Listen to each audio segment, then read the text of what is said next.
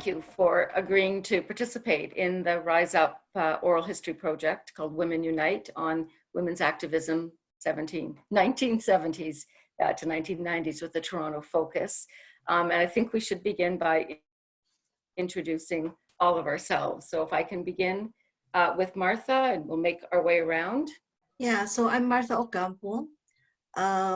Like I said, I came here as a nurse, so I practice mainly in mental health, but I've been involved with the domestic care workers struggle since the 70s, and I have been part of Intercede as a supporter, but I'm also in the leadership, being part of the board of directors. And the I guess the training, the advocacy and leadership training that Feli and I started, and I continue to do along now with the people I mentored, who now sometimes co-chair with me or co-facilitate with me. And so I am proud to continue be part of this movement. And now I'm part of the Caregiver Connections Education and Support Organization called CESO. Thank you. Senan? So I'm Senan Bagon. I'm with the Vancouver Committee for Domestic Workers and Caregivers' Rights. And that was organized in 1992. But I've been with the domestic work movement since the 70s, and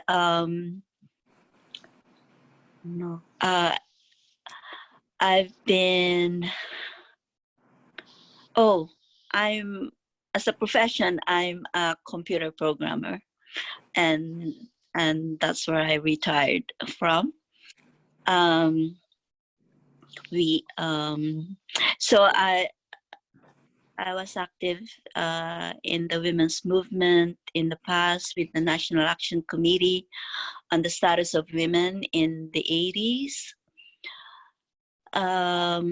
So yeah, so I've been with the struggle for domestic workers and caregivers' rights for a very long time. I guess all of us are, including Martha. So, but we do work in other coalitions.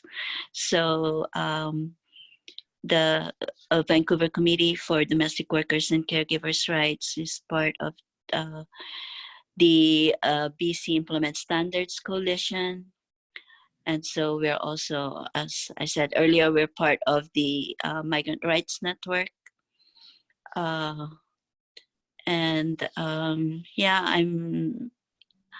I'm really into making change, but I know that working in a collective is more important than just working on your own. And it's really important that we connect to other movements, anti-racism movement, because they're all connected to our fight for justice, and the other movements, solidarity movement, women's movement, labor, especially labor. And yeah, that's who I am. Thank you. Anita. My name is Anita. I'm from the Philippines. I came to Canada under the Live-in Caregiver program. And I got involved with Intercede when I myself came to their office for assistance. And I ended up obtaining programs, attending programs, which helped me a lot as well, until I became one of the staff. And eventually I became a settlement worker, extending help to caregivers like me. So somehow I know what they've been going through because I've been in their situation as well. I'm very thankful to God that I got connected with Intercede. I met Feli, I met Marta, I met Coco, and everyone at Intercede. They helped me a lot. They were my building foundation to be where I am right now. And I still, as of this time, I still continue to thank Marta.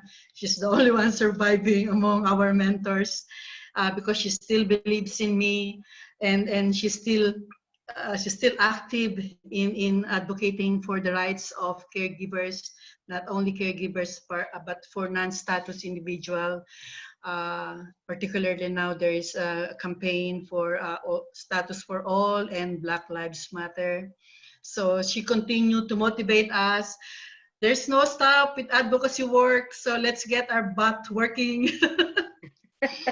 and yeah, sometimes we're not attending. You should say, what's happening to you guys? Come on. So the inspiration is still there. The patience is still there. And I'll be forever grateful for everything. Thank you. Thank you. Anita, can I ask you to introduce yourself using your full name for the transcription? Oh, sorry. Yes, Okay, sorry about that. My name is Anita Fortuno. thank you. And last but not least, Jetty. Well, Hello, everyone. I am Genoveva or Jeannie Policarpio. And I arrived here in Canada on February 25th, 1998 as a live-in caregiver, from the Philippines. And I would say that, you know, my coming here is sort of uncertain, you know, what would be my future. And then as I told myself, I wasn't really planning to apply for permanent for a citizenship. But, you know, things change when, you know, I experienced those kind of things that determining being a migrant worker and also between permanent residents. So time had provided me that, you know, I met somebody to be connected at Intercede, and that's where my life changed. That, you know, I took the opportunity to took all their trainings that had been provided, and also joined the, you know, the parade, International Women's Day on my first year, and also, you know, became part of the board and became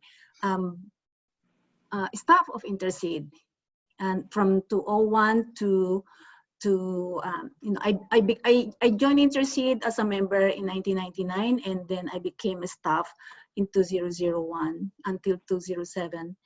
And I left in 2007, Intercede, and I joined Across Boundaries, an ethno-racial mental health center, which was co-founded by Martha Ocampo.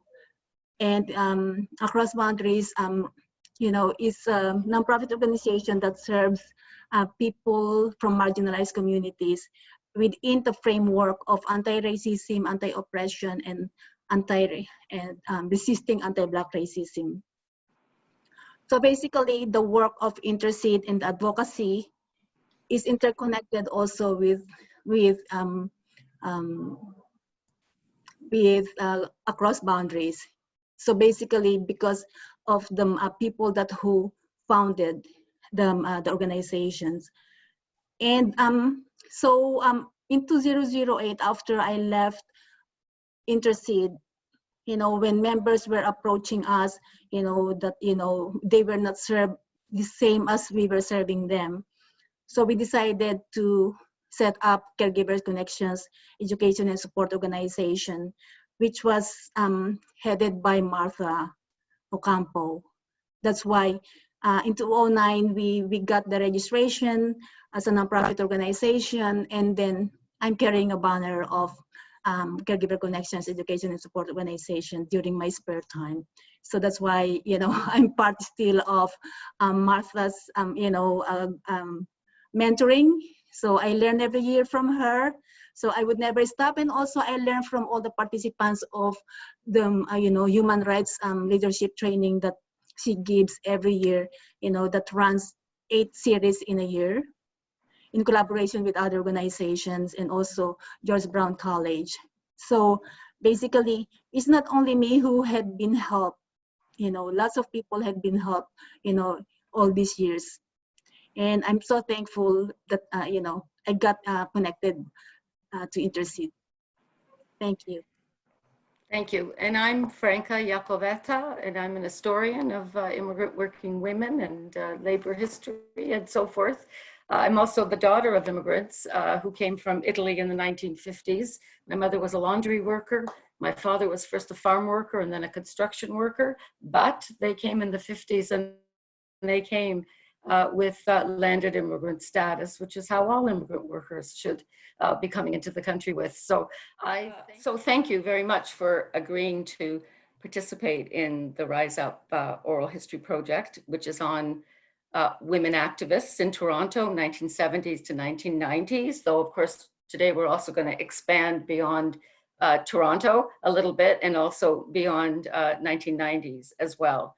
The interview today is going to focus initially on Intercede and the 1981 campaign to create pathways towards landed immigrant status and eventually citizenship status for domestic workers who had arrived in Canada on temporary work permits.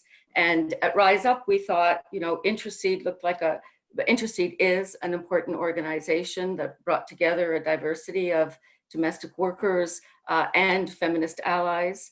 And in looking at how we would build these interviews, we decided to focus them around moments. And to us, the 1981 campaign looked like an important moment where there was massive organizing and some changes made in the federal legislation. Now we know things went on, many restrictions continued to exist, but we thought the creation of some pathway, right, with the 2-year rule coming out of the national campaign was a moment, right, that we could talk about, you could remember, you could tell stories about, and you could also reflect on. So I thank you for participating in this. So my first set of questions are really, largely directed to Martha and Senan for the reason that you were activists involved at the time. And because of our more Toronto focus, I am going to start with Martha, but we are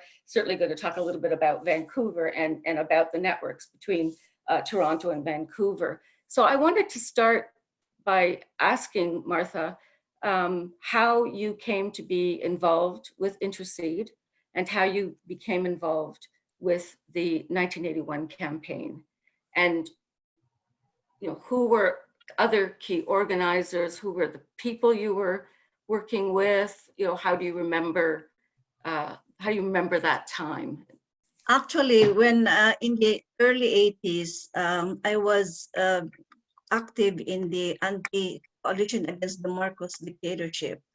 But there was also a group of activists, Filipino activists, who were members of the International Association of Filipino Patriots, who, aside from the work that they were doing in the anti-Marcos dictatorship, against the Marcos dictatorship, they also realized that the women, particular women who were coming to Canada, were actually domestic workers, and we're also having serious issues here in Canada. So aside from the work that they were doing in the trying to expose the Marcos dictatorship, they began to start looking at what are the needs of these women who are fleeing from the country because of poverty and are ending as domestic workers here in Canada. So that was in the kind of late 70s. And at that time, Intercede was already formed. And so there were few domestic workers who became involved in the organizing of all kinds of protests, I remember being part of quite a few protest action, right, by the labor Ministry of Labor, again asking women really advocating for first of all their landed rights, but also improve kind of working conditions, because they were really treated like slaves. They were like that was the experience that we were hearing from a lot of these women. So I think that was how I got involved, mainly because I was doing some dictatorship work, but also because of some of my colleagues also interested in doing this work. I became more like a supporter of that movement. Sanan, how about you? And first getting involved with Intercede and the 1981 campaign. Like Martha, I'm involved with the Coalition Against the Marcos Dictatorship, and I'm also involved with the International Association of Filipino Patriots. In fact, it was the IFP that started to work on the plight of domestic workers. So in Vancouver, we got involved because there was a domestic worker who was treated very badly in the community, in fact, in the Filipino community. And because the Coalition Against the Marcos Dictatorship is in the community, sort of had this what do you call this, a notion that they are activists and are not afraid to face any of this people who are treating people badly. So so we got called and said this domestic worker was couldn't leave the house, couldn't and she was really treated badly by one of the leaders in the Filipino community. So so that started our work with domestic workers. So we found others that are also in the same similar plight, but on with different employers, different nationality employers. So so the IFP then, because the Coalition Against the Marcos Dictatorship is really focused on anti-Marcos work, the IFP took the work of to improve the plight of domestic workers. So because in Toronto there is also IFP, and so we work together. In Vancouver, there is an organization that we formed when we started working with domestic workers. We call it Committee for the Advancement of the Rights of Domestic Workers. It's called CARDWO. And so we and quite a few women were involved at that time, not only Filipino women, but also other women in other communities. So we worked with Intercede on the issue of domestic workers, and at that time we started. Well, actually, it wasn't Intercede that we worked with. It was an ad hoc committee. Is that correct, Martha? Yes, yes, yes. Intercede, Yeah. So it was ad hoc committee with Coco and others, and And this ad hoc committee of domestic workers in Toronto was the one who we worked with, Right. including Feli and others. Mhm. That's how we started. I'm going to go back to Martha and ask a few more questions about Toronto. So my understanding is that Intercede was founded first in Toronto in 1979, and then it led the initial 1981 campaign in Toronto, but then it went more national.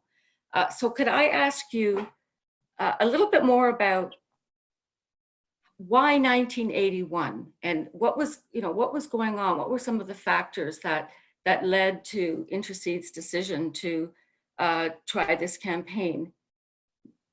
Now, I was not really like totally involved because, like I said, I was doing a lot of other work, mainly in the anti-Marcos dictatorship.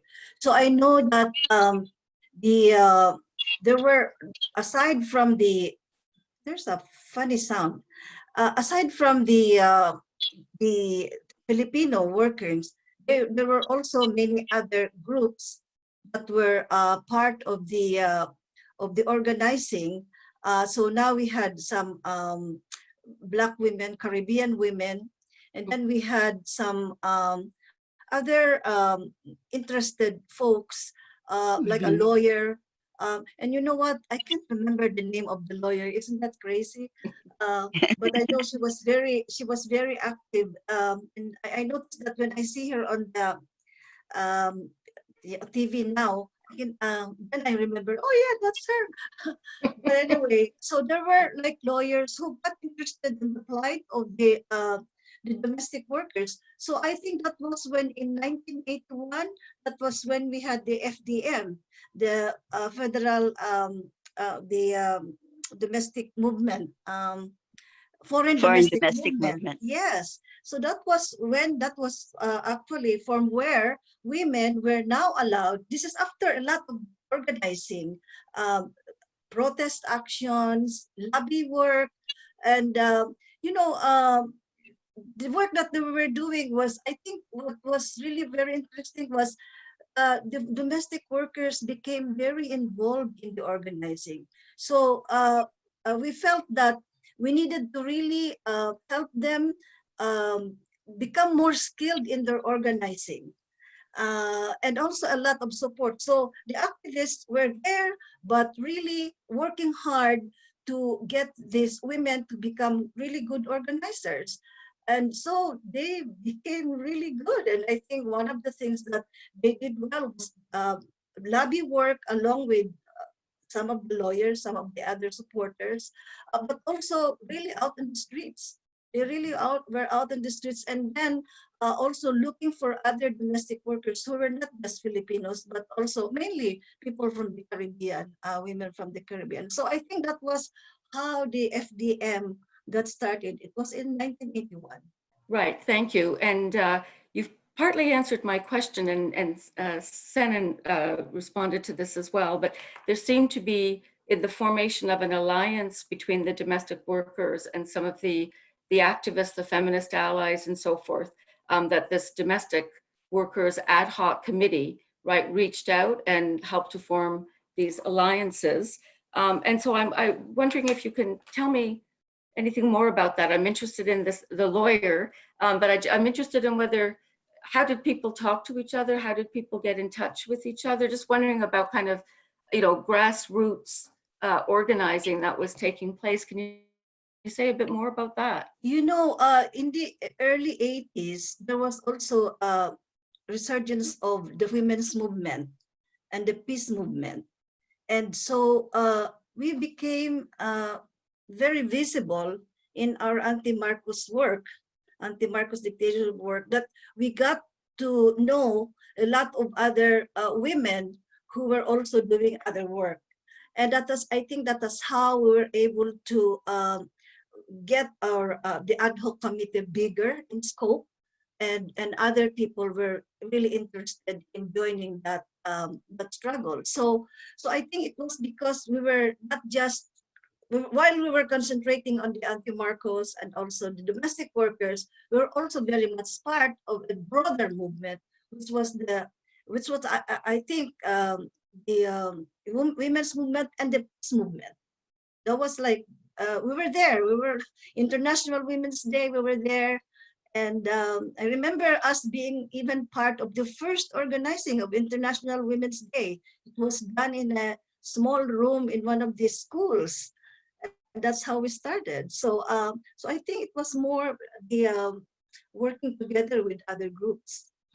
Thank you, Martha, for that. And the connection with the women's movement and the other activism going on at the time is really important. And I'm going to get back to the activism that you were doing around the anti-Marcos campaign as well. But first, if I can ask some more questions about the campaign itself. Again, kind of the tactics, the strategies, what people were doing. So you've got this campaign in Toronto. It goes national. Obviously, the Toronto-Vancouver networks were important. Probably other networks were important. But I wondered, in an era, especially before social media, how were you strategizing? How, what were the aspects of the campaign? Were you doing big demonstrations? Were you doing petitions? The phone call campaigns? Just could you say more about what the actual campaign looked like? How did it get, right, the kind of public attention that it got? So I'll ask Martha and then Senan. Yeah, we did so many other things. Like one was a petition campaign, like a signature campaign. That was one that was quite familiar to us, and we were good at doing it.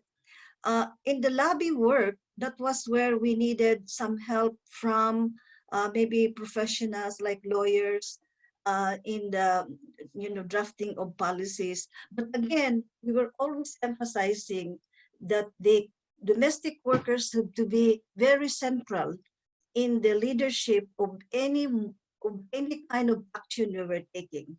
We were always taking their lead rather than us. And that was so important for us because we were always afraid that professionals like lawyers might take over, and then and so I think we were very conscious of making sure that that was done. So lobby work, trying to see if a change in the policy, that was where we were needing some help from people who were more good at it. And rally, we were always protesting. We were just a small group. We were a small group protesting regularly over at the, if I remember, I know it was on University Avenue. And I think it was the, anyway, I can't remember exactly that office, but I know it was on University Avenue. But another thing that also happened was because we were really very active in domestic workers, where it was like they have taken ownership of this. So I'm not sure now when exactly this happened, but I know that the Minister of Immigration, Lloyd Axworthy, was having dinner over at a Chinese restaurant, and Coco Diaz and a couple of them went upstairs to that restaurant and spoke to the minister at the time and asked if he could grant us landed status and all that kind of stuff. That was really something. I mean, I don't know if we can do that now, how, with all the security that's being imposed, especially protecting politicians. But at that time, we did it, and we were protesting downstairs outside of the the Chinese restaurant. Yeah. Thank you. Another question before I go to Senan. As you said, the domestic workers and Intercede was a racially diverse group. At the same time, I get the sense that Filipino workers and Filipino activists were very much on the front lines, very prominent in the movement. Can you explain why, or can you talk a little bit more about the alliances, the relationship between the Caribbean and other workers, as well as the Filipina domestic workers? Okay, so yes, like I said, the activists, Filipino activists, were actually, I think, we're really good at organizing, and we're very, while it was a small group, they became very well known in the community, in the Filipino community. However, they also understood that it was important to make alliances, or find other folks who are also domestic workers. And we know that at the time it was the Caribbean, and they were actually the first domestic workers that started coming into the country. So we started doing some work with them. But I think some of the also activists in the Caribbean community were also part of the women's movement. We're also part of the women working with immigrant women. You know, that group that was part of International Women's Day. So we got to know each other, and that's how I think we were able to work with other groups, particularly the Caribbeans. Thank you. So I'll ask Senan about the campaign as well. So wondering about conversations between Toronto and Vancouver, but also, again, how did you get the message out? You know, there are the demonstrations that Martha talked about, the lobbying, but I did a little bit of research. I just looked up at some newspaper articles during the campaign, and the reporters had stories. They had women's stories, right, of exploitation, of the unfair treatment. And I thought they must have been in some way supplied with these stories. I'm wondering, how was collecting women's stories really an important strategy? How did you get it to the journalists? How did you get it out there publicly? All right. So in Vancouver, the IAFP is not only involved with domestic workers' work. We're also involved with the Coalition for National Liberation Movement. I think at that time, Filipinos and other countries where the dictatorship, like there are dictatorships also in their country, like Chile, Nicaragua at the time, El Salvador. So in Vancouver, we have a coalition. I don't know about Toronto, but we were part of that coalition.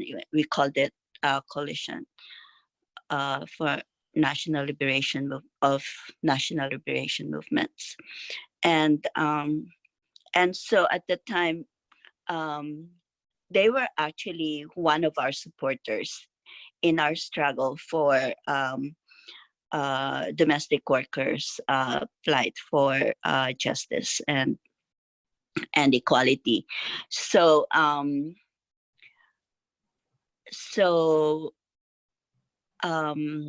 how we reach the domestic workers. So as I said earlier, the first moment we met a domestic worker who was being abused, we then looked for other domestic workers through the church and through community centers, and we were really active in leafleting because at that time the Coalition Against the Marcos Dictatorship would leaflet about issues about the Philippines. And so for us to be able to reach out to domestic workers, because as we all know, up to now, domestic workers are really in a house with their employer, and even at that time, at that time it was really live in. So we really don't know where they are, but but we know they go to church, they go to Filipino stores, they go to community centers with their with the child who they're taking care of. So so that's where we also went anyway. That's also where we went to speak to them, to give out leaflets if we are doing any workshops, you know, and things like that. So so I think during that time in the 80s, the movements for, you know, struggle for justice is not just on the domestic workers issue, but also on the issue about liberation, you know. And that's why the women's movement was also starting. And of course, the domestic workers issue is not just about women, but also about workers. So the unions were also involved. So there are a lot of communities getting involved with the struggle. And I think there are, of course, difficulties in reaching out to domestic workers, but we, as I said, we were young. First of all, we were young, we were active, we were really fierce activists, and that we really wanted to do this work. And I think at that time, why landed status now is because we immediately, even at that time, knew through our analysis that this work is an important work in the country. It is domestic work, child care, elderly care. The work is permanent work. Even at that time, we already realized that this is not temporary.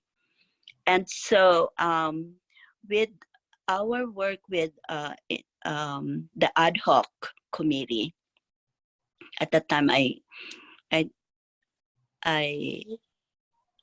did hear about Intercede, but we actually work with the ad hoc committee. And through Feli, we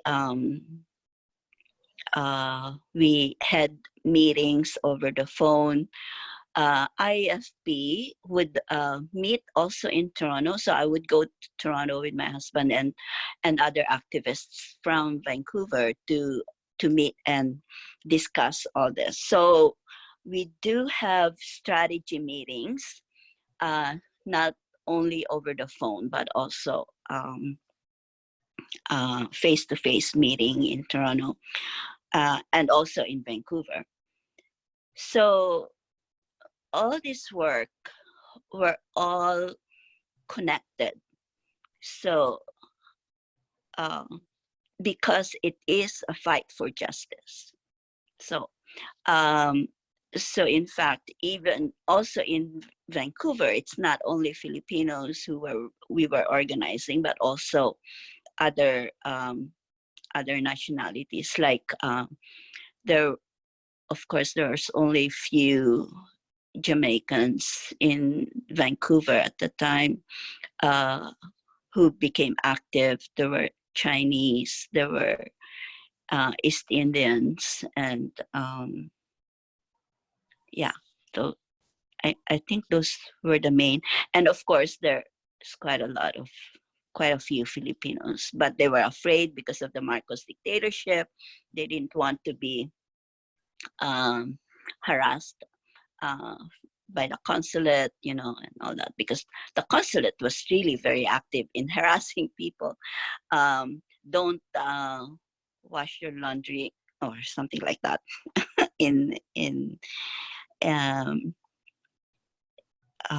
so, and then they would, but then there were really quite a few Filipinas who were really active. Like they didn't like their situation. They knew that they had to fight to get what they wanted. So, and they did, and so there it is.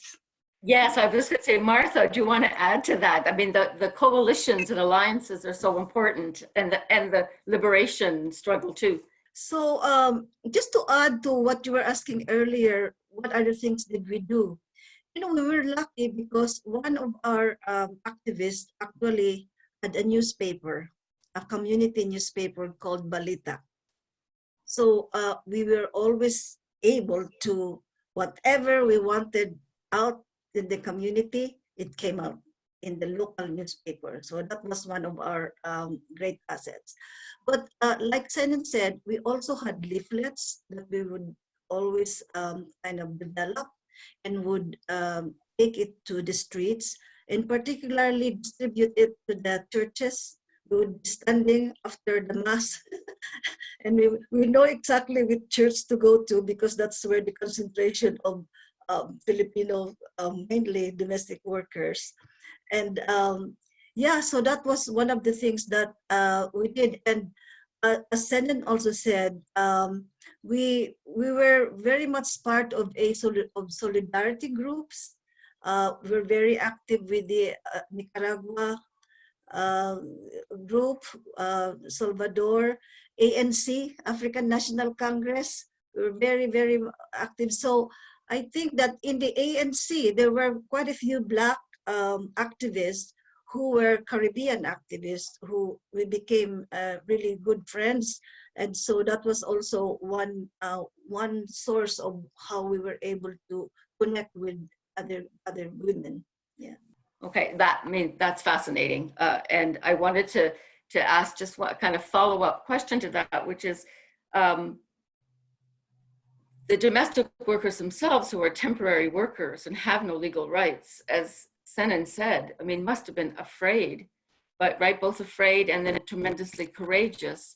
So I'm wondering, do you have memories of, you know, when you're trying to, you know, talk with them after mass and, you know, they're trying to decide, do I get involved or don't I get involved? And as you said, they've got, you know, they've got the consulate there that's also trying to, you know, to scare them. And we've seen this with other immigrant strikes, right? And the great fear of deportation that hangs over people's heads if they get active. So I just wonder, do you remember, you know, meetings where you needed to kind of build the trust or help give support to, you know, women who really had no legal rights to be active? Martha. Okay. So like the ad hoc committee, there were only a few of them. So it's not like a lot of them. I think there might have been 5 or 6 women.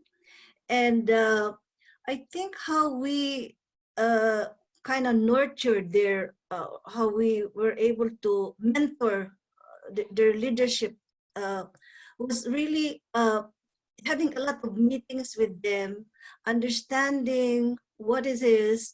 So we would focus mainly on their issues. While they knew that we were in the anti-Marcos, which was also kind of, they could be scared because of being connected with us, they also knew that we were very keen on really trying to do work with them so that they can have their rights, are able to exercise their rights. So I think that through the work that we were doing with them, gave them a lot of strength and energy to go out in the street. So even if there were just a few, because just like the anti-Marcos kind of movement, there were only a few of us, but we knew that there was a whole lot of people in the community that were supporting us. It's the same thing with the domestic workers. Why there's a lot of fear? Because of, I guess that was where we were, our orientation is to be afraid. That was where we are coming from. So it's not easy for them to just join us, but there were like 5 or 6 very fierce women that were very determined. And one of them, I would say, was Coco. And the other thing that was also very interesting was, domestic work is not something that people are proud of. So the kind of work that we did in terms of valuing that work, doing education work, that domestic work is not a minor kind of a job. So educating them and getting them to understand that there's no reason why people should be ashamed of the job, because it's a job that is needed, that's important, essential, in order for a society to grow. So I think a lot of that kind of work help them really become really good leaders among themselves. And to Jeannie and Anita, I'm going to get to you soon. But one of the related questions I wanted to ask is that, our project, which is called Women Unite, Feminist Activism, 1970s to 1990s, is we have a real interest in the activists themselves. So if I could ask just a few more questions about, Martha and Senan as activists, and also if we could talk about Feli and Colombia or Coco as activists as well, that would be really terrific. And I'll ask Martha and Senan to speak first, but then also turn to Jeannie and Anita to talk about those women as well. And then, when we get to our second moment in advocacy work, I'm going to be asking Jenny and Anita a lot of questions. So I thank you for your patience as we talk about the 1981 campaign. So Martha, can I get you to comment on one of the things that your activist profile is coming out very clearly in the interview, and it's fascinating. One of my questions is, were you already politicized and an activist in the Philippines before you came to Canada, or did Canada help provide a context for that politicization? I think you're involved, obviously, as you said, you're involved in internationalist liberation movements and struggles, and so maybe if I could. So what I'm asking you is to tell us a little bit more about your formation as an activist, who then became involved in this campaign. No, I was not an activist. I was a nurse who immigrated to Canada with all the aspirations of a regular immigrant who would like to earn a good living, and very proud of being a nurse, professional. And I was part of a very established group of Filipinos in the community that did not really care about what's going on around the world. However, I have a lot of inspirations from my family back home. A lot of them inspired me on the kind of work that they were doing, which was very involved in the community. And of course, at the time was already very involved. They were already very involved in the anti-Marcos movement back home in the Philippines. So the first time I went home, I came here in 1968. The first time I went home, I was totally amazed. And when I saw my my family, my brothers and sisters, so active in the community and saying all the just perfect words, and here I am, I have money, but I felt that, it was not as interesting as they were. And I guess the other thing that got me all interested was when my sister came to Canada and showed they were invited by the activists, Feli and all the other activists who were here. They invited my sister, who was doing a lot of work in the pineapple, Dole pineapple in Mindanao, and showed how the workers were exploited and were, the pesticide killing them and all sorts of things. And they invited me to come and see the presentation. And it moved me to us. I couldn't believe it, that this is really what's happening. And that was the start. All I needed was a tear in my eye, and they spotted me, and they never stopped bothering me.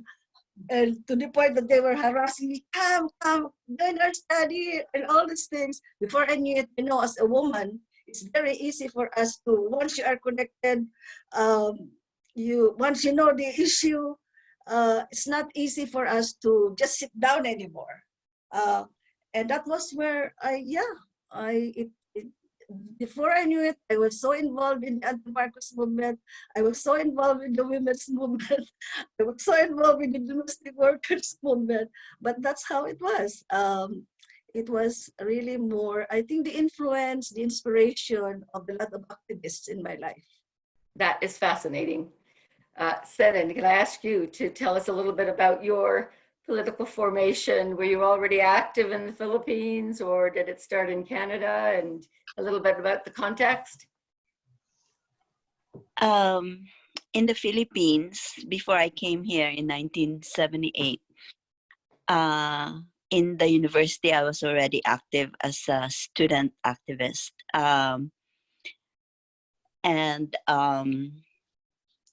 And my parents were really, really afraid of what could happen to me.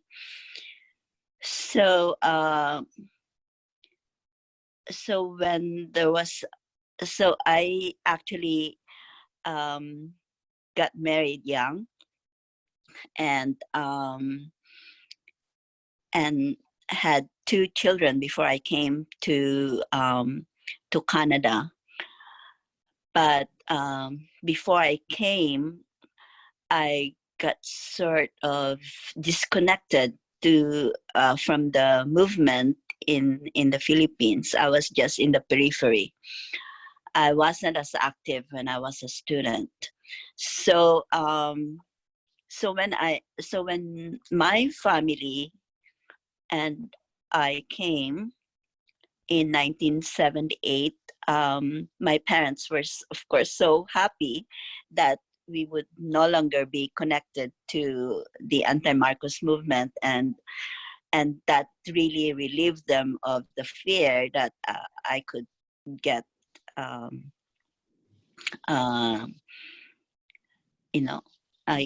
could get in prison or whatever, right? So so when we came here, we thought, oh, okay, so we're just going to be a family, not involved, things like that. But then there was a meeting. No, not a meeting, but it was I can't remember who spoke. There was oh my God, Charito Planas, is that correct, Martha? Yes. So so that was so we got invited because she was a speaker. So we got invited, and that was the start, because then I think it was the Coalition Against the Marcos Dictatorship who organized that event. And so, of course, actually I wasn't in that event. It was my husband. And so because I'm sure they got to talking about who my husband is, etc. And of course, as activists, as Martha said, once you got into talking about activism again, then you started becoming involved, even if you told yourself that, oh, I won't get involved in Canada, but no, it is actually that call for social change that that get you involved again. So and also I guess there was a feeling that, oh, it is safer to get involved in Canada because but no, actually it wasn't, because the Marcos dictatorship's long arm was still there because of the consulate and stuff. So yeah, so that's how we got involved again in Canada, and since then um, became really very active, and up to now, I guess. Can I ask, I'll ask all of you, maybe starting with Martha and Senan, but to say a little bit about Feli and Colombia, who were clearly very important activists in all of the things that we have been talking about. So can you give us a sense of who these women were, Martha? Yeah. Okay. Feli. Yeah. Feli was an intellectual. She was. I think she was a born organizer. And was very principled in her ways. So and so she had a very great ability in terms of analysis, but she also had a good sense of the community. Somehow she knew who are the enemies, who are the people that. But she was also very passionate in educating. She was a great educator, and so when she was interested in a person, in mentoring a person, she was really good at it, and I felt I was mentored well. So Coco was one of the domestic workers who was not afraid to talk about her work as a domestic worker. Like I said earlier, there weren't that many who were proud of talking about the domestic work, but Coco was fearless and was not at all ashamed to talk about it. And Coco did not have any, she couldn't care less who you are. She would talk to you to make sure that you understood what she was trying to say. So she did not have much of a, okay, and she also had a good, a very good presence in the community. She knew how to outreach people, and she was very, very, very friendly. She would just be sitting in the TTC and the bus. She would know that one is a domestic worker. She would already start a conversation. She was really good at it, and so she became a really great advocate for for the rights of domestic workers. So I think that was where her great, and she was a good storyteller. She was not afraid to talk. Sometimes her English was not the best, but she was not at all ashamed. And because she worked in Spain, she would sometimes use her little Spanish knowledge when she was trying to talk to maybe some Spanish-speaking folks who she thinks are domestic workers. So she really did not have any qualms about. She would just be sitting in the, like I said, in the bus or in the train, and the next thing you know, she's having a great conversation with people. I think that was a great thing about Coco. That's great, thank you. Senan, some comments, some memories of Feli and Coco? So I first met Feli in Toronto, actually, in my first IFP meeting. It wasn't actually an anti-Marcos meeting, but it's an IFP meeting, and she really struck me at first as a real leader. I mean, because at that time I wasn't too convinced that this is what I wanted to do, or this is the group that I wanted to join. So so it was, I think at that time, I'm not sure when, Martha, I'm not sure when did CAMD and IFP started in Toronto, but here in, I can't remember, but in 1978 there's already CAMD and there's already IFP when we arrived in Vancouver.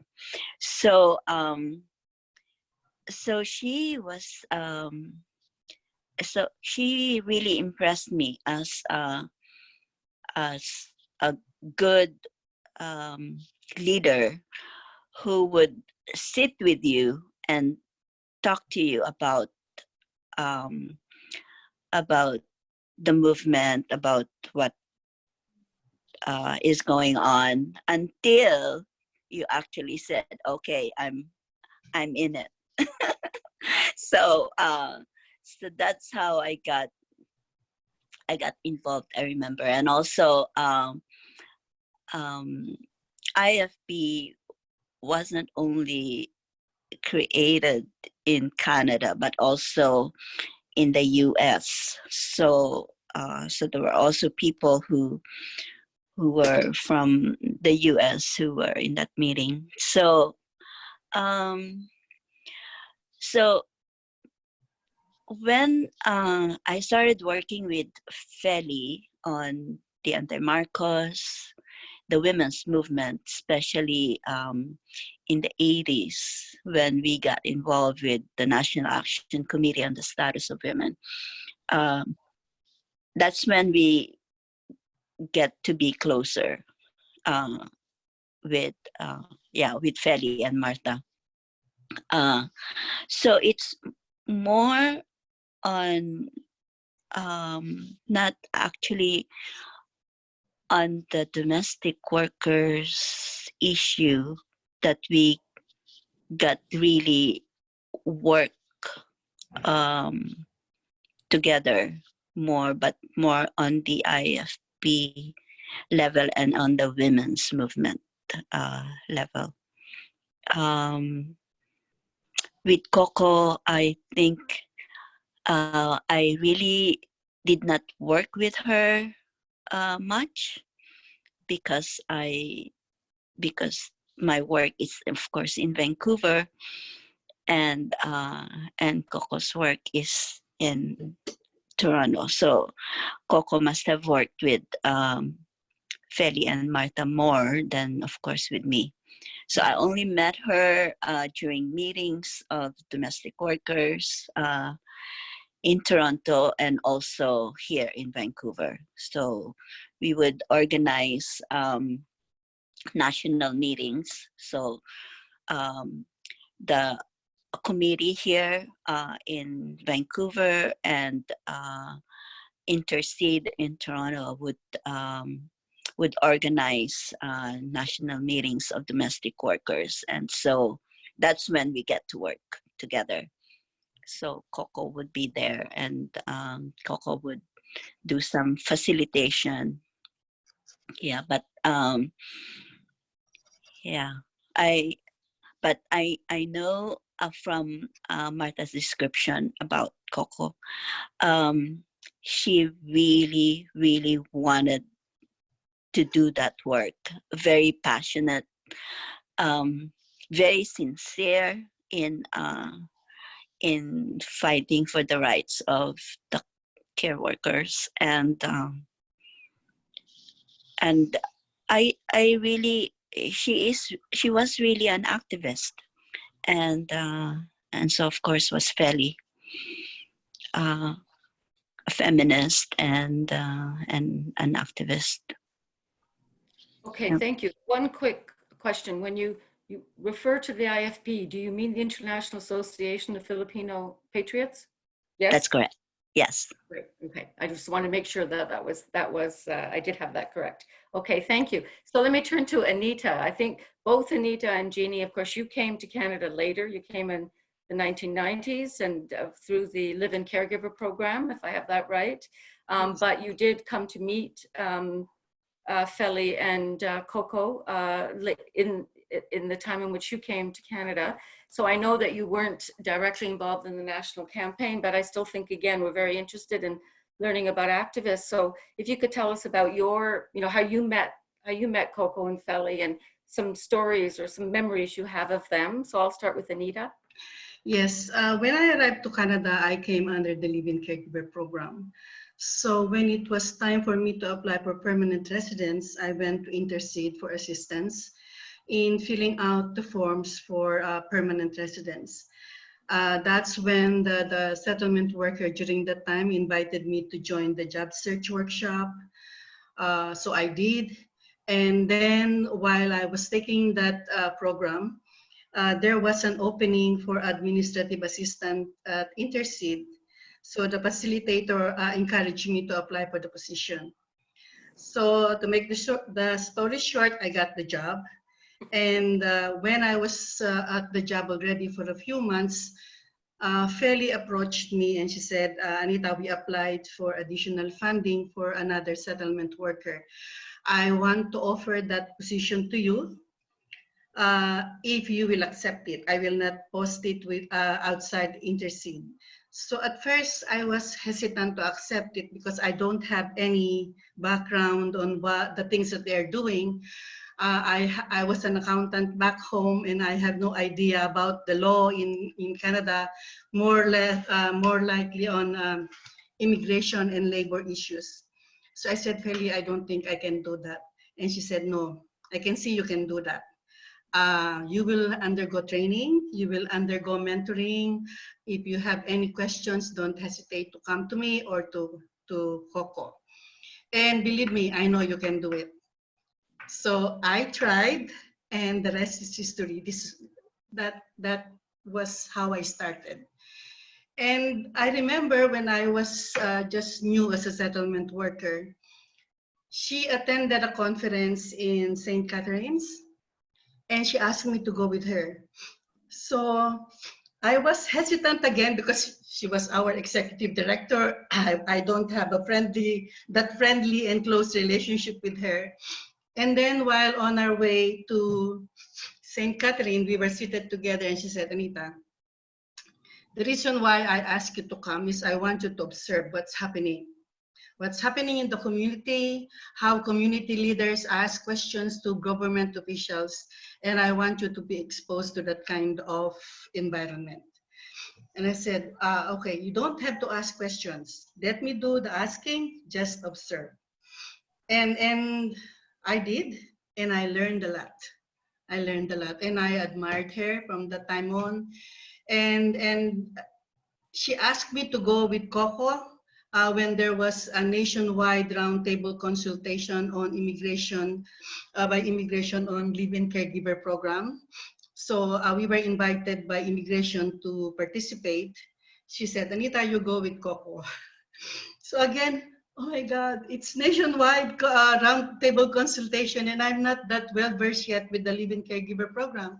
And she said, Anita, believe me, you will learn. Just go. So I went with Coco, and I really learned a lot as well. So that's where I started.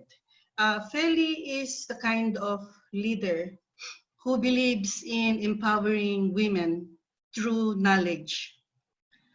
She don't hesitate to impart knowledge to us, to caregivers. That's why she and Martha, they're both the same. They encourage women to be knowledgeable because they know you can be a good advocate if you know what you're fighting for. And then when Martha and Feli, they started the leadership and advocacy training when we were still at Intercede. We were the first batch, the first participants. And most of those participants came out to be good leaders in our field. You know, they became board members. They became, they're still active until now, continue support with the caregivers. And that's how they had inculcated that knowledge and inspiration in us. So that's what Feli is, and I can say that's how what Marta is as well, because we learned from them as our mentors. And with Coco, she was my co-worker. She was a veteran settlement worker. She knows the policies on living caregiver program upside down. So whatever direction you take her, she can point you to the right path, and she will tell you you're wrong. You won't believe that even lawyers, they will call Intercede during that time to consult her on live-in caregiver program. And Coco said, you won't believe this. Those are lawyers. I'm not a lawyer. And they're asking me. And I said, because they know she's more experienced than anybody else. And she's very courageous. She's so brave. I can say she mentored me as well when I have difficult cases. I come to her. She will not tell me what to do. She will just tell me, sit down. What is the situation? What did you do? So I will tell her what I did, and she will point to me what was missing on what I did. Okay, you should have asked her this, and when you have cleared this path, what do you think is the situation? And then it will lead me to the proper advice I can give to the client. So I learned so much from her. It's just a big loss for all of us that she's gone now. But we still have Marta. So she still continued to lead us and inspire us on even when we started the CESO group. She inspired us, and we always tell her, Marta, don't leave us, don't leave us. And you know, these women, Marta, Feli, and Coco, they are the kind of person who put their words into action. Yeah, they're good leaders. They're born leaders. They have the quality to be good one, and that's all I can say. Words will not be enough to describe what kind of people they are, what kind of leader they are. Thank you. Jeannie, some memories of meeting Feli and Coco and working with them, being mentored by them. And I know Martha's in there too for you, and Anita. Yeah. So basically for me, since I came in Canada in 1998 as a live-in caregiver, and actually from the Philippines, and at the time I was telling myself that I won't become a citizen of Canada for some expectations that I didn't see on the first day when I arrived. So unfortunately, I was released by my employer. So when I looked for a new employer, so I demanded for a salary that I found out that it was not for migrant workers who just arrived in Canada. That salary was meant for permanent residents of Canada. And then I was told I didn't have Canadian experience. So when I said what's the difference between Canadian experience, they said they could not say anything. So, but you know, long story short, so I was given of the salary I was asking for.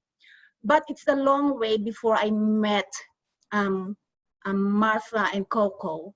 But along the way, you know, every month I got the chance to go and get forms from CIC to ensure that, you know, I'm going to apply, you know, with all my application, be prepared, because I realized not having a paper in Canada, you don't have rights. You don't have the same rights, even just for the salary, you don't have the same salary, though you can do the job better than a permanent resident. So you don't have that right. So what happened was that when I got involved with Intercede, it was accidental because I was having my swimming. And then the staff of Intercede was one of the my swimming, you know, in the team. And what happened now is that I was invited, you know, to join the party in 1999. And when I went there in the office, that very afternoon, they showed me all the activities they were doing. I said, oh my God, you have this one here, you have this, you have this. So I was so happy. And then I even took the job search workshop on the third day as my first day, because I didn't want to miss the CPR on the last day in December. So I took my last day of my job search workshop, and then subsequently I took the first, second, and third. And then, so another training, that come to Intercede, that one is involving women's studies provided by York in collaboration with York University. And March also came with the IWD. And in, the International Women's Day March, I joined in 2000. And then that's where I met Martha, but she didn't know me. I was behind her banner. And then, basically, I didn't realize that, Intercede would open that door for me where I am right now. So I was invited to join the board membership. So I became a board member in 2000 as well. And then also that human rights leadership advocacy training that was that Anita mentioned. Basically, that from 2000 until today, every year I've been attending that workshop. And actually, it was a very, how I would say that, it gives you that kind of opening your mind, even though you resist, what's going on around the world or around you. But through late Feli and Martha, they didn't stop. They are so patient, also giving you that kind of information that you try to reject as well. Because from colonization, all the social location that you are in, and then all the topic of social issues, feminism, heterosexism, violence against women, and also globalization, mental health. And that's happening to you every day around you. It's very close to you. That's happening to you.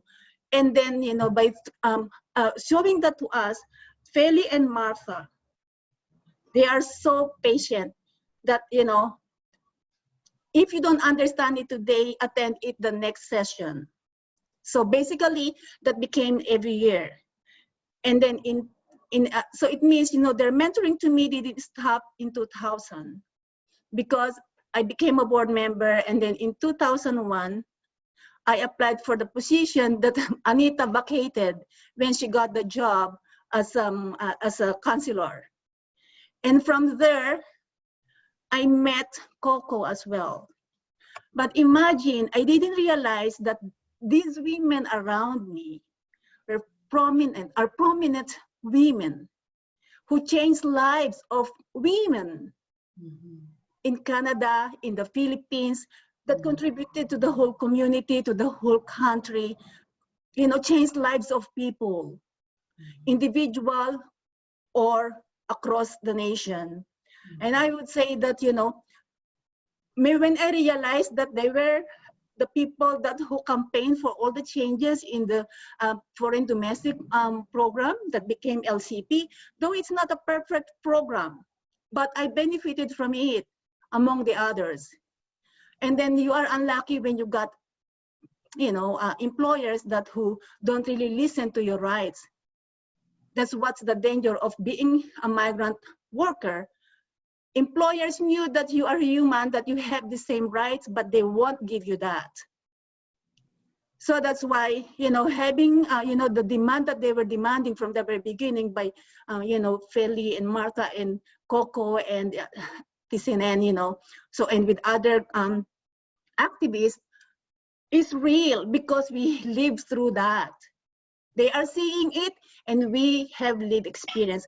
For me, I am lucky because my employers listen to me, with all what I do. She supported me, but then from the very beginning, when you hear her, she didn't want to give me the salary. You could see that she will also be part of those, employers who will take advantage of you if you let them. So that's why if you don't have a voice, you have a voice, but you fear to lose your job, or you fear to lose your roof over your head because you are tied in with them. So, but then these women that who are fighting for you, but some people didn't know they are existing. But I am a lucky one that I am with them. And then if I turn a blind eye, not to do anything, it means what person am I? And that's why I remember my father saying that in order for you to fight for your rights, you have to know other people's rights. So it means their rights are your rights, so therefore you have boundaries. And then, in order for you to fight for your rights, you have to fight for their rights. And then that's what, I'm looking at, I said that prominent women that, that have influenced me to this day. And because without them, I won't be here. I cannot be existing this way that, that I would be with Martha until now, that who didn't leave us. Also to form another organization, Caregiver Connections Education and Support Organization. If not because of her, well, we won't be here, that I would say. Thank you. Okay, and you're confirming what Martha said. They won't let you go, Martha. They just won't let you go. I wanted to ask one last question about the 1981 campaign, and then move on to what Anita and Jeannie have already started addressing in such an important way, which is the continuing advocacy work.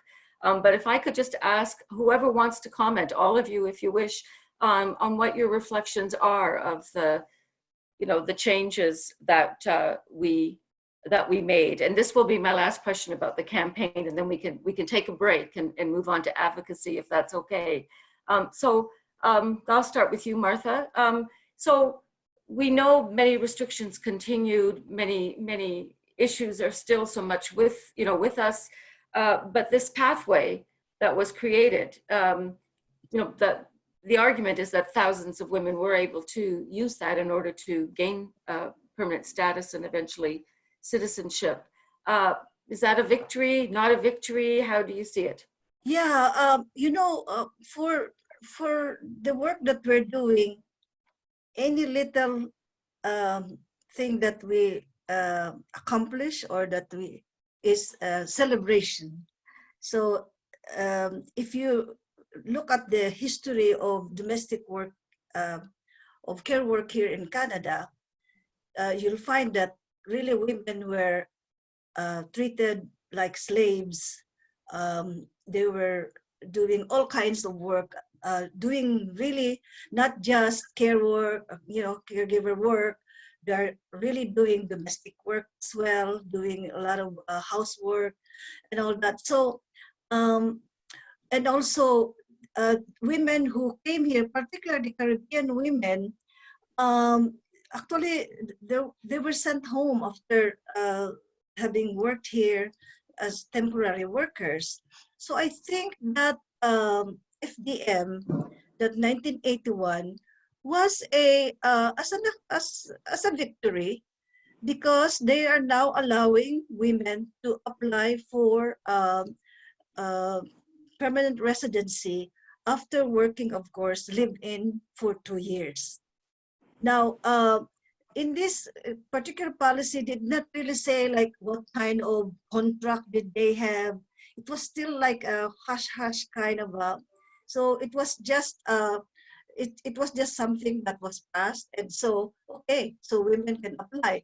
And as a matter of fact, I don't even think that for example, the Caribbean women, I don't even think they noticed that policy. That you will find that even today, they never applied for permanent residency. They just continued to work, and then they realized that they should have done it, because I think it was not something that was totally like put out by the government. Everybody knew about it. No, so I think while it was a good one, it was not a good one. So then you will find that 1981, it took until 1992 to have the live-in caregiver program, 11 years. So I think for every policy for every program that's developed by whatever government is, it takes forever. You can imagine the kind of struggle, the kind of organizing, the kind of lobby work, all kinds of work that had to be done for a new program to come out. So Live-in Caregiver Program, LCP, 1992, or 91 or 92. But anyway, it took that many, many years.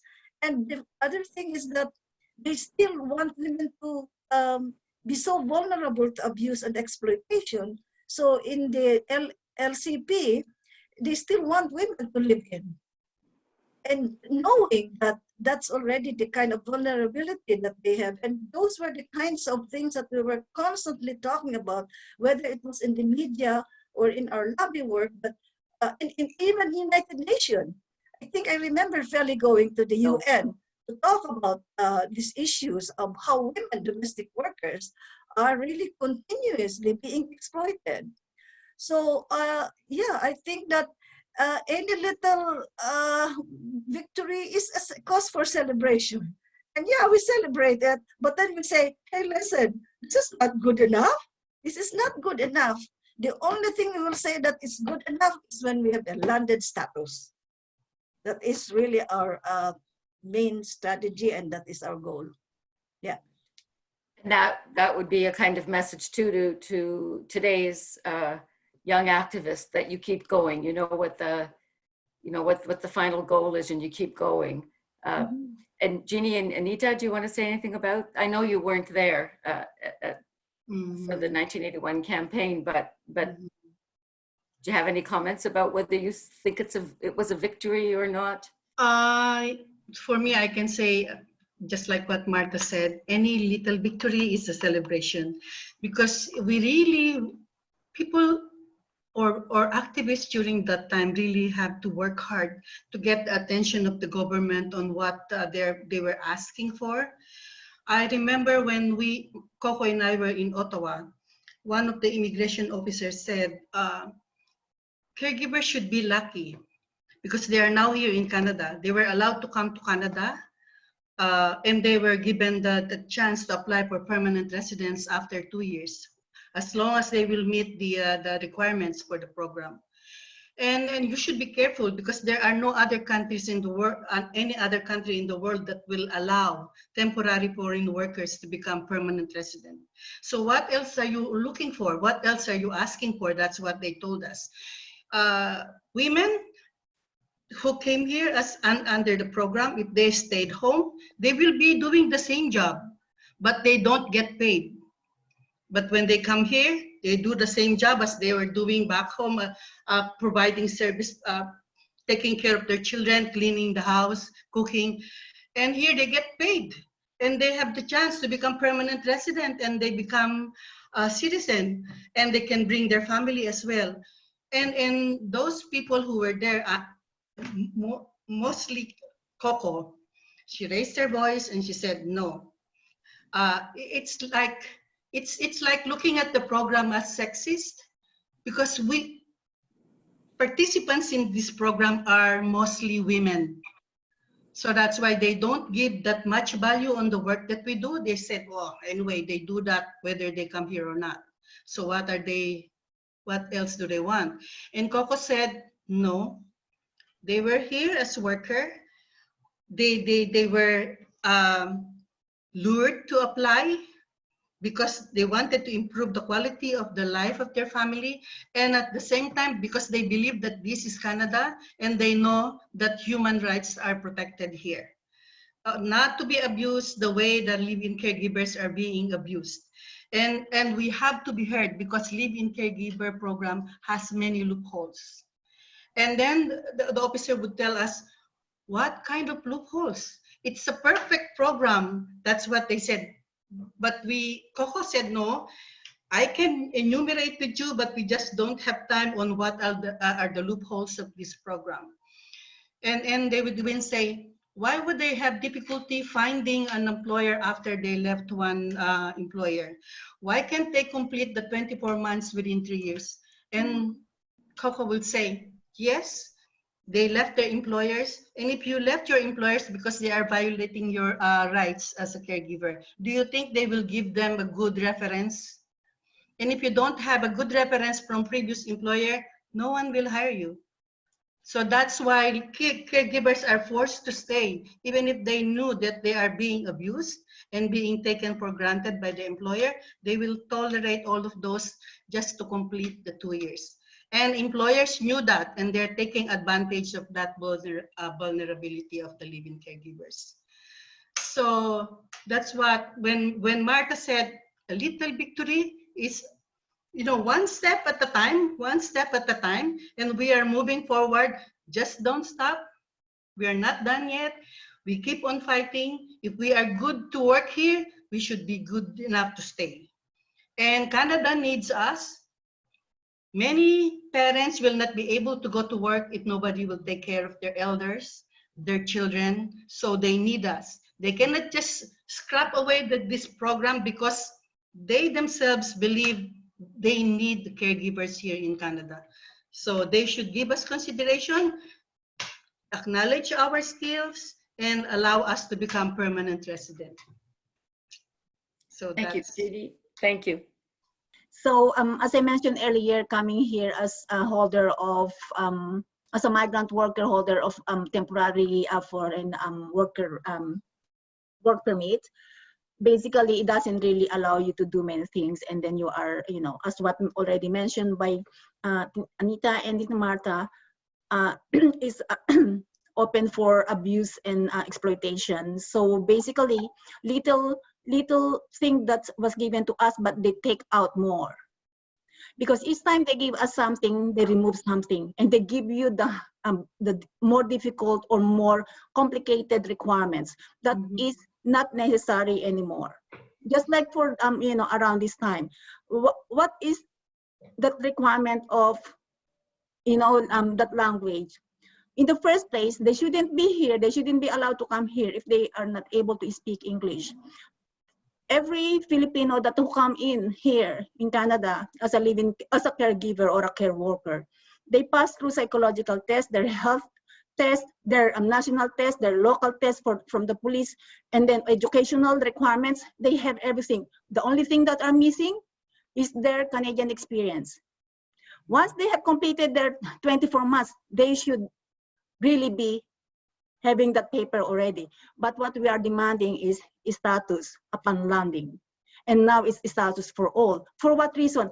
Because before they come here, they have already completed the requirements. Why you are going to require again double jeopardy? So that's what, they give you one thing, they remove many. And then they give you higher requirements. So that's why the fight will never stop. So that's why sometimes I ask, there were activists who were there before us. All right. So we are continuing what they have fought for, but it seems it's not going to be to be ending soon, because for this one right now, yeah, they gave us that kind of a provision that caregivers could come their family, but with what kind of requirements they attach with it. It's not easy for any regular family to meet because of financial requirements. So that's why, activists will still be continuing the work. Okay, thank you. So we've been talking about this moment of 1981 and the limitations of the victory, and also how, right, the struggle continued, the lobbying continued, but also my sense is that Intercede itself moved increasingly towards, advocacy work rather than that kind of direct lobbying that we saw in 81. And so I think it's important for us to talk about why advocacy work is also really important, and what you were doing, and where you found, positive, where you found victories, where you found continuing challenges. So Martha, I'll begin with you, since you were there for the campaign and you made part of the transition to the advocacy work. So can you talk about some of the things you were involved with?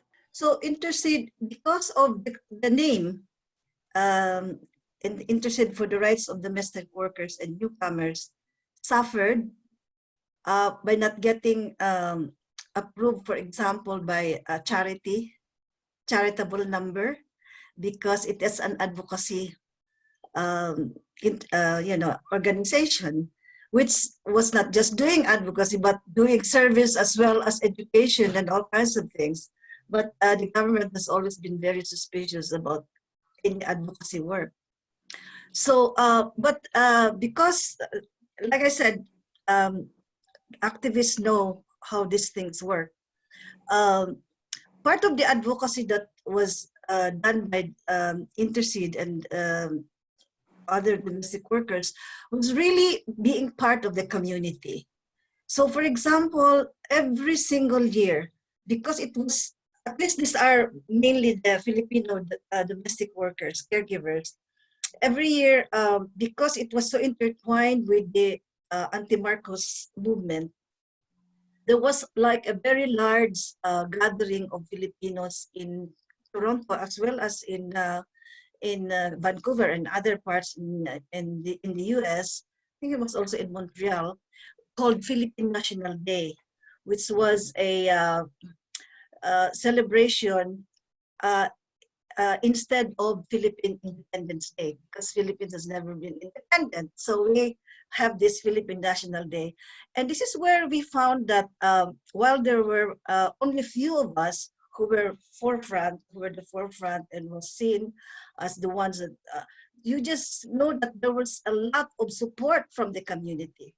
And domestic workers were very, very central in both the organizing of that and also being very much part of it. So they would show all kinds of, whether it was a dance or a some education, but all kinds of activities, they would be part of it. And Philippine National Day became like an institution in the Filipino community.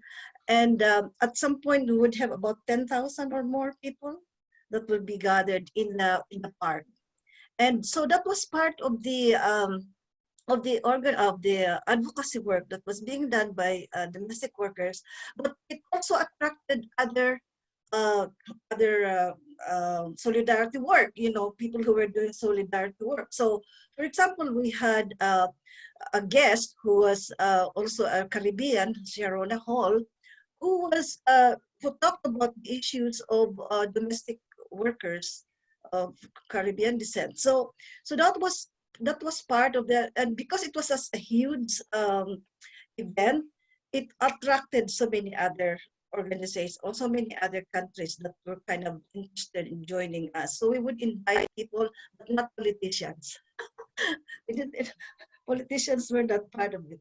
So that was one. But there were so many other events in the community where the Intercede would always be, if they see it as an important gathering, they would be there. You will find them there. So that was part of it. But I think the other that I was mentioning earlier was that because again, it's being led by folks from the anti-Marcos movement.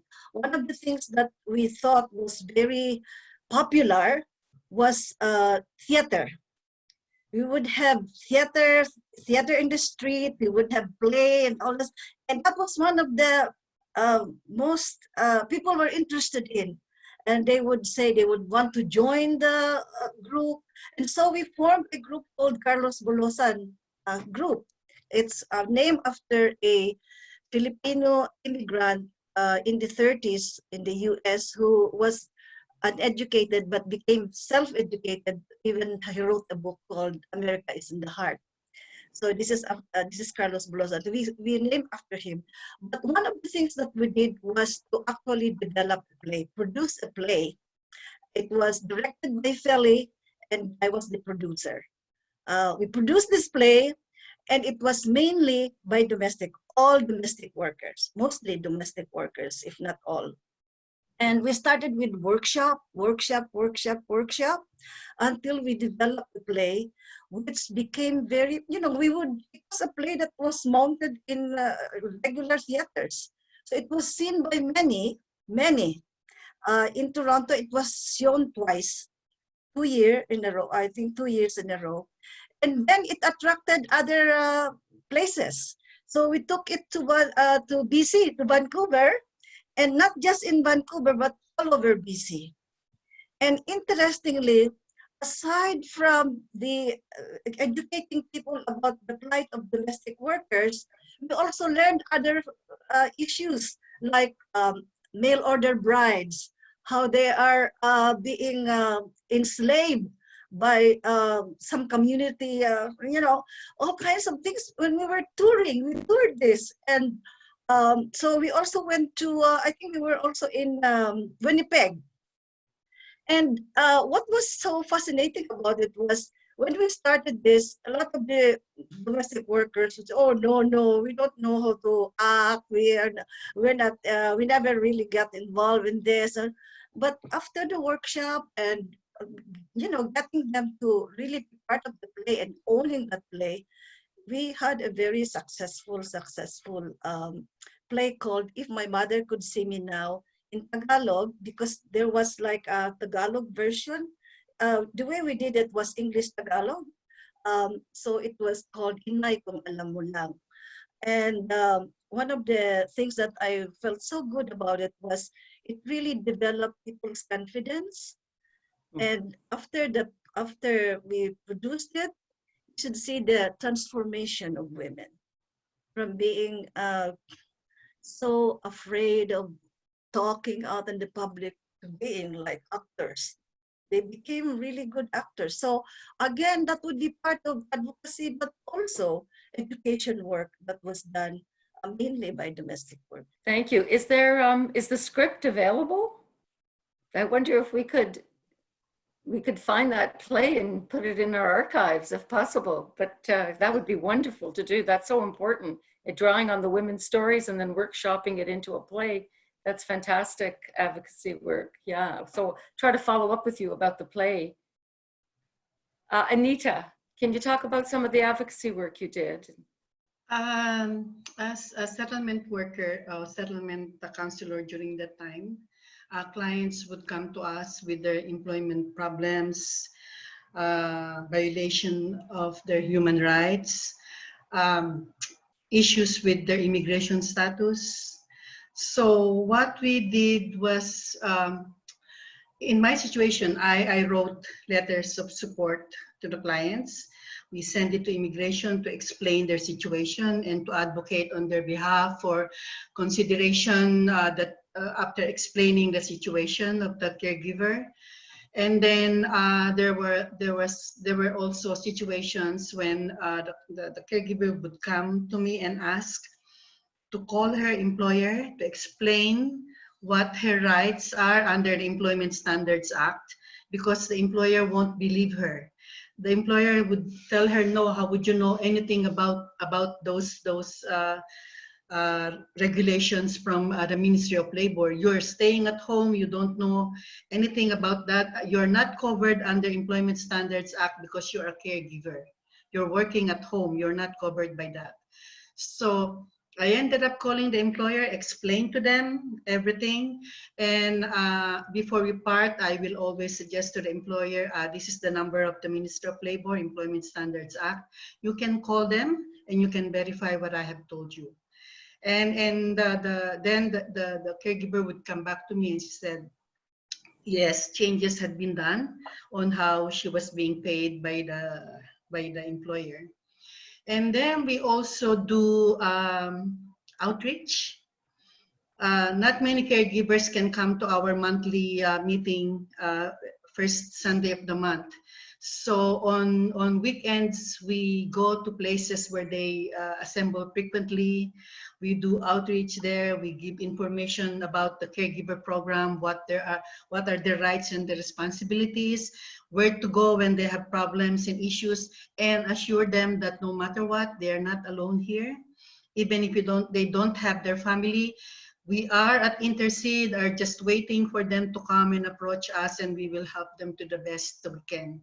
And it's a good thing for them because, you know, when you are working with your employer 24 hours, almost 24 hours a day, and very seldom that they go out on weekends, it's good to know that there are places where they can come and ask for advice or ask for suggestions or what who will speak on their behalf, who would represent them when they complain against their employer at the Ministry of Labor. How are they going to express themselves and fight for their right when they are in the front of their employer and the officer from the Ministry of Labor? So if we go with them, at least they have the confidence that somebody is backing me up. I'm not alone in this process. Somebody they trust, somebody who will not judge them, but just be there to help them get what they wanted, what they deserve. So those are the few of the advocacy works that we do, aside from the advocacy training program, the advocacy and leadership training program that we have. And Martha and Feli, they were doing it annually, just like what Jenny said. She always attend. Sometimes I also attend because we do some presentation as well. Because people has to understand the roots of all these abuses. They have to understand what racism is. Why are we in this situation? Why are we being treated like this? So there are root causes on those situations, which they also have to understand. And then what other advocacy? Yeah, we invite, sometimes we invite immigration lawyers. We invite officers from the Ministry of Labor to do presentation with our members, so that they themselves will hear the issues by the caregivers with their employers. And there was even a question when somebody said, if we are covered under the Employment Standards Act, how come nobody is visiting the home of the employers to see that these policies on Employment Standards Act are being implemented for the protection of live-in caregivers? And the officer from the Ministry of Labor said, because your situation is different. You are working at your employer's home, and we cannot just go there and do inspection because that is invasion of the privacy of the employers. Unlike if you're working in the company, we can do inspection and everything. So we rely on you to report to us any abuses by your employers. Otherwise, we will not know about it. So at least the caregivers know they have the right to report. They can make complaints against their employers, and we explain to them, don't be afraid of the consequences, because once we started the complaint with the Ministry of Labor, we will inform the CIC about the situation, so that if you will not be able to complete your 24 months requirement because of the repercussion or the employer would like to get even with you and delay the processing for you to meet the 24 months requirement, immigration will know. They will understand that you had been in that situation and they should give you consideration.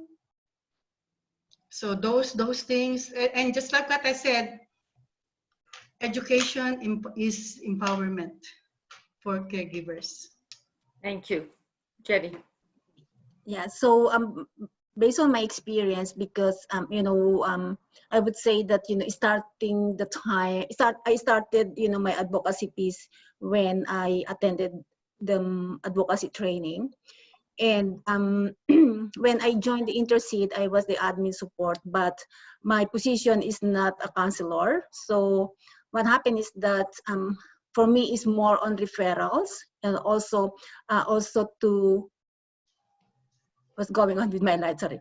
So what happened was that, I referred them to the counselors, and also I listened to them. And also what happened is that with their experience, I could relate to them in the sense that having a live experience, so it means you could connect with them, and then they could feel that you understand them, because you could hear them, you could feel for them, and then now, so you will give them a good referral. And then, based on my experience in working with Anita and Coco, so what I witnessed with them is that, they put themselves into their shoes. And then that's why they were able to give that very good support to them. And then I would say that I learned from that as well, because after I left Intercede, you know, before founding Caregiver Connections Education and Support Organization, we continue the services in the community, though Intercede, you know, we were no longer with Intercede, because they, you know, the members had been seeking for us. And basically, you know, we applied all those experiences we had learned from Intercede. And, you know, we continued the process of advocacy. And that's why we were saying, you know, the human rights and leadership training had been there every year since 2000, because that piece actually is very important for every individual. If you cannot advocate for other people, at least for yourself, you learn, you know, what are your rights. You know, that's what we, you know, we share with our members. And by educating them, as what Atimit said, education is very empower people is very powerful, because with our experience, and Martha could attest to that, that she has lots of participants that who were able to advocate for themselves, you know, after a day of training or 2 days, they will come back, oh, you know, I talked to my employer with this, blah, blah, blah, because right at the moment of your training, I myself, you know, because I attend every year, with all my experiences, I will share them the strategy. And Martha would also encourage them to stand up at the front of the room to practice it, you know, to role play, so that, you know, they know that, you know, if they're going to speak to their employer, you know, how do they feel? They have to train themselves in order for them to speak. So basically, that's one of my lines for advocacy. And whenever, you know, and also referral, that's very important that, you know, you have resources. Because, you know, if you do not know any resources, how can you help people? So that's what, you know, I always equip myself with resources, because I am not, by profession, I am not a counselor. You know, it may jeopardize my profession. So that's my thing. So, but overall, I learned a lot from my, for having a live-in experience, and also with the people around me who became my mentor. And I would say that, you know, listening skills is very important. That's one of also of Martha's subject matter with the training, because if you do not know how to listen, how will you be able to advise? And after, you know, with all the members that we, you know, that we have right now, so we also join our, you know, when there's a campaign, so all of them will be joining us. So basically, one person can invite 2 people, and then, you know, became big. So that's the power of advocacy in that small room of education training. Yeah. Thank you. Thank you. So your own empowerment through experience, you know, learning and doing it, and then you're empowering the women with whom you're involved too, which is so important. So thank you for that. Yeah. Does anyone want to say more about advocacy work before I turn to the question of the current campaign? Can I add one more, Franca? I forgot to mention that aside from doing advocacy work for the clients who are having problems with their employers, we also help clients who are having problems with their families. You know, being away from your family for several years, you don't know what's happening. And then most families ended up being separated from the husband, and, you know, the reunification is a huge challenge. So we do advocacy in a way that we inform clients what to expect when your family come. When they arrived here, don't expect the usual closeness because you've been away for years. During that time, there's no Skype, there's no Zoom like this. You only call by phone. You communicate by phone or through letters. So that's why we prepared them. You must be prepared emotionally, financially, and physically, because it will be lots of challenges that you're going to encounter once they arrive. It's not totally happiness when you got reunited. It's just actually, it will be a start of another challenging chapter in your life here in Canada. So we do the advocacy, that part for them. And many caregivers are socially isolated. So what we did was we have dance, fundraising dance for them. We have trips to Ottawa, Montreal, and Quebec. So that's another way for them to unwind, to be with fellow caregivers, where they can do what they want away from their employers, even for 3 days. And then lots of activities. We have picnic during summer. So at least those socialization that could get them away from their employers, just even for a few hours or a few days. And yeah, it meant a lot for them. Yeah, I just want to emphasize that advocacy work is not an easy thing to do. That's why we put a lot of time and effort in consolidating people's knowledge. So we do this not just here in Toronto, but I know, Sen, that we do this in Vancouver as well, where we do a lot of really work with our core members so that they understand what is it that they are trying to advocating for. So when we talk about, for example, how women are so abused or vulnerable to abuse, we need to understand racism. We need to understand, so confident, like why is their confidence so low? So there's just so many aspects to it when learning how to advocate. And I really feel that in order for people to be able to go out there and advocate for themselves, they have to truly know exactly what it is they are advocating for. So they also have to do a lot of work, a lot of research, a lot of educating themselves, so that when they are doing it out in the community, whether they are asked, there's a disorientation, they are disoriented by the best person questioning them, they will still know what it is that they are advocating for. So I feel that education is truly so important in learning to be good advocates. And so I just want to add that the work that was done by in Intercede, both by CEDEF and Feli, the book on breaking the silence was an important tool that can be used again as a form of advocacy, not just for education, but again for advocacy. And I think CEDEF can talk a little bit more about it because she was one of the authors of it. Right. Right. Thank you. Frank, And I just want to also add to the importance of advocacy, because I guess especially now, CESO, used to be that Intercede has funding and all that, right? But now that CESO, and also our organization in Vancouver has never had funding from the government. So there is no funding. And I think education and advocacy work really build an organization. It really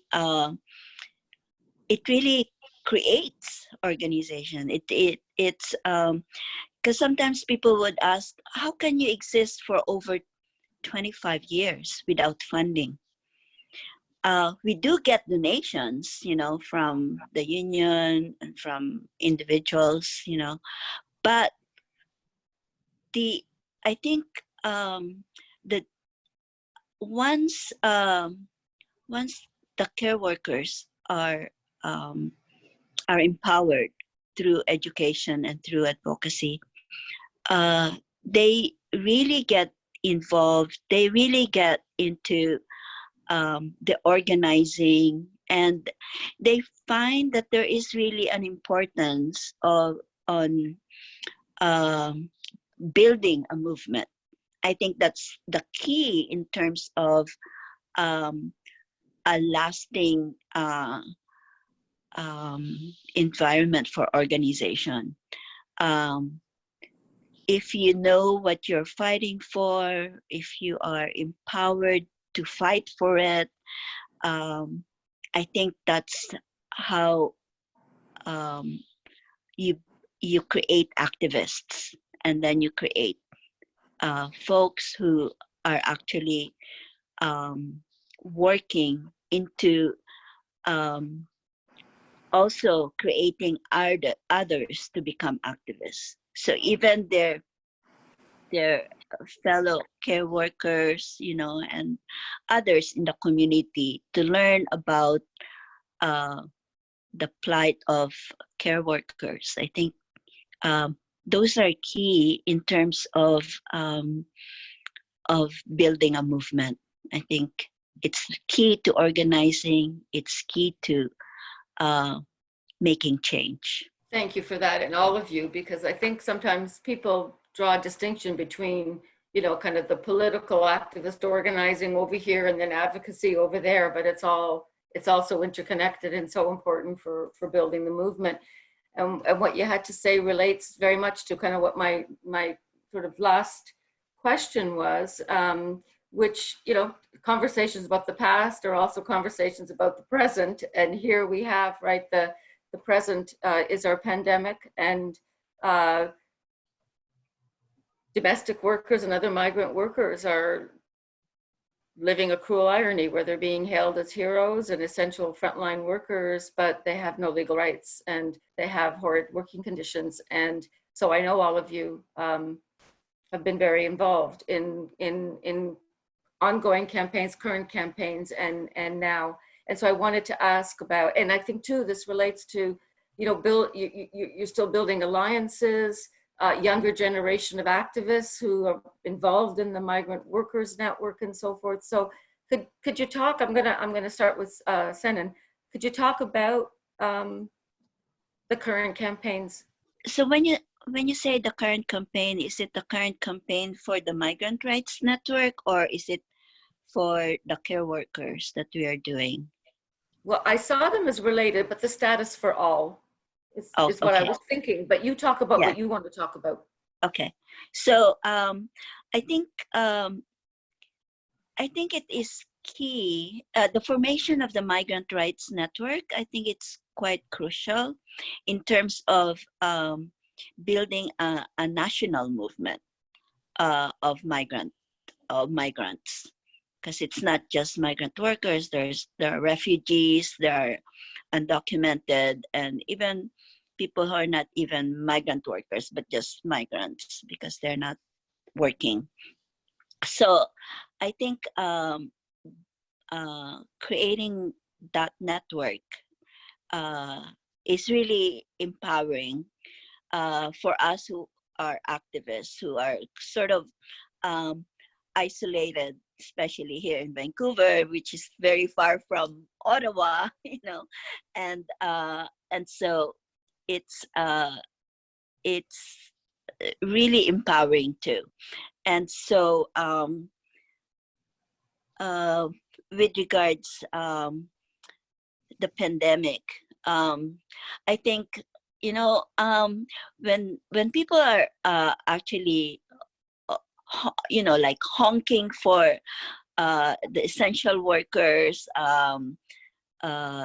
doing all this thank yous and all that stuff, I felt like, okay, that's enough of thank yous. Let's give them the support. Let's give them the money that they could, you know, they could enjoy, even if they couldn't enjoy it, because they're supposed to be working. They are very they're out there risking their lives, you know, and all that. And I think that it is crucial for the government and the society to understand that although they are doing this because this is their work and this is their passion, they really need support. you know, like not just support to safeguard themselves against the disease, but also financial support, because their families are probably not working, or um, she probably is the only one who's working. So it's and she's doing uh, overtime work, you know, things like that. So I think that whatever the essential workers are doing, they should be compensated. They should be, uh, you know, protected in terms of their employment conditions, in terms of their own health and welfare. So so yeah, I think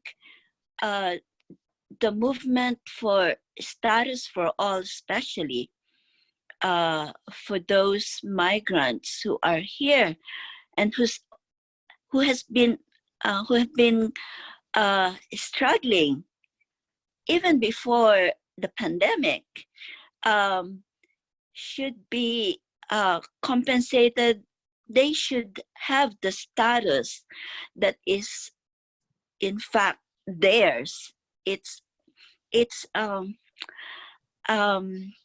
it is justice. It is justice to give them permanent residency, because what they're doing are permanent. So the farm workers, the care workers, and other kinds of work, construction, you know, and all those are important work, and those are permanent work. So they should really become permanent residents. All of migrants who are here right now in this country should really become permanent residents, you know, and those who are newly coming in, who are migrants, should come in as permanent residents. I think when we talk about